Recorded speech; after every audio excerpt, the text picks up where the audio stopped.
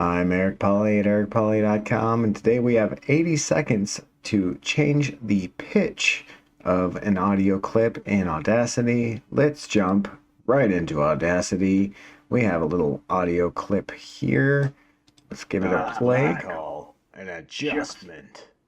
Now, with the select tool selected, I have it fully selected, and I'm going to hit effects. And let's go down to change pitch.